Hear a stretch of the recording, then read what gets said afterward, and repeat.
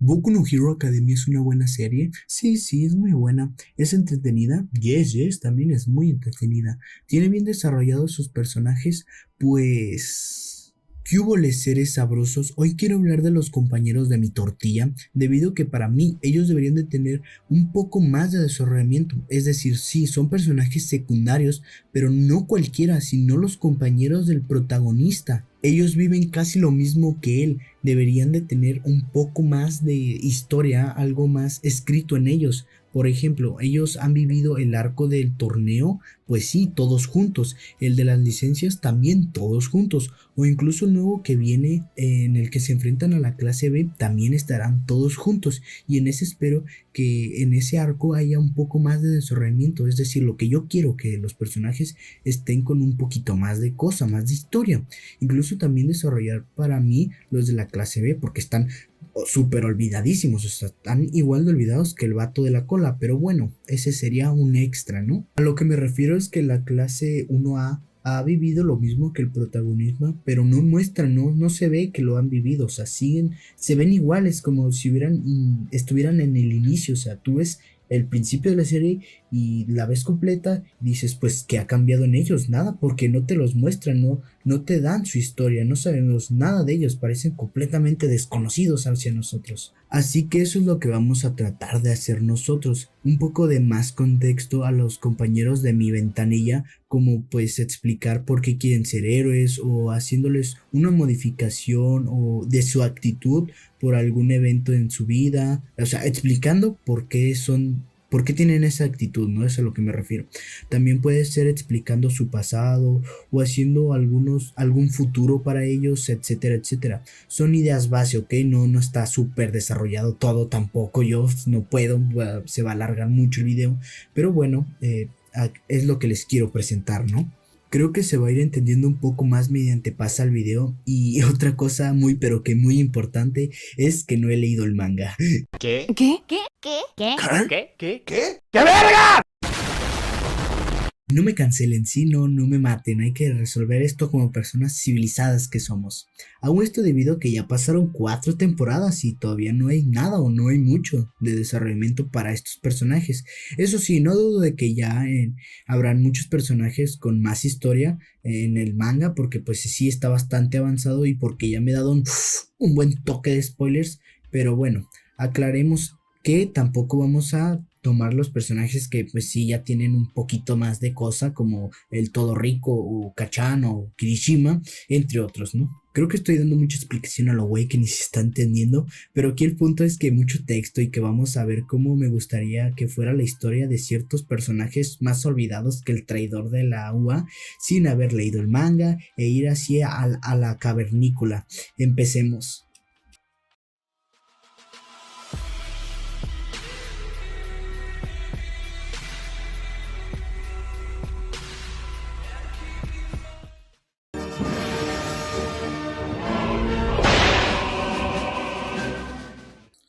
Empecemos por el vato que es más de relleno que todo el de Naruto y que está más olvidado que el traidor del agua. Efectivamente estamos hablando del vato de la cola. Lo busqué como vato de la cola y se llama Mashirao Ojiro, mejor conocido como el vato de la cola, pero digámosle Ojiro.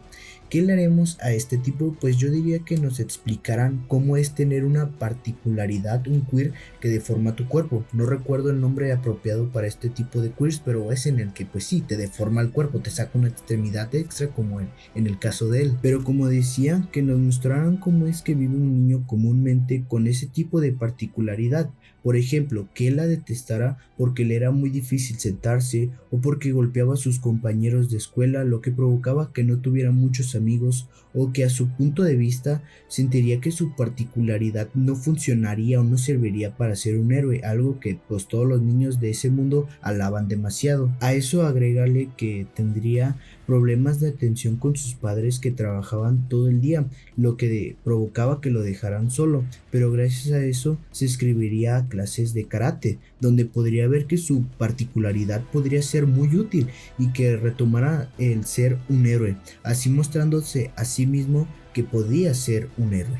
Y ahí está, simple, corto, fácil, pero a la vez queda muy bien ya que nos muestra otro tipo de punto de vista de ser un niño con un queer y cómo lo trata la sociedad. Por ejemplo, conocemos cómo es tener un queer excelente de parte de Kachan y cómo las personas lo ven.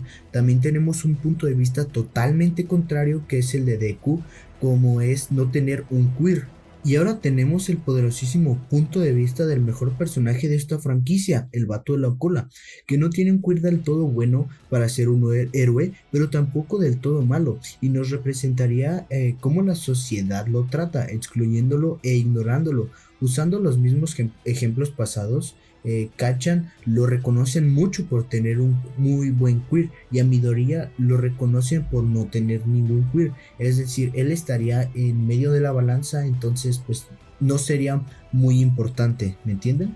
Otra cosa muy buena que se nos presentaría sería el que nos mostraría cómo la sociedad en este caso no tiene tanto impacto en las decisiones.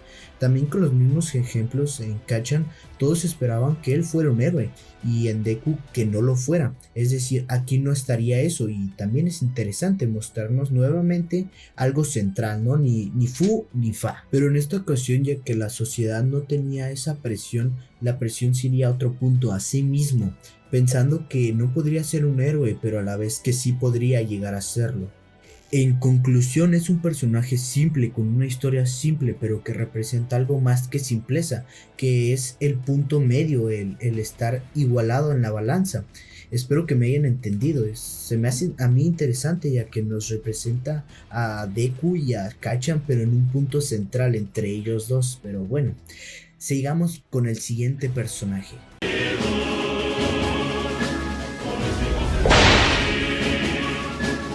Segundo personaje, la morra invisible, llamada Hakagure Toru.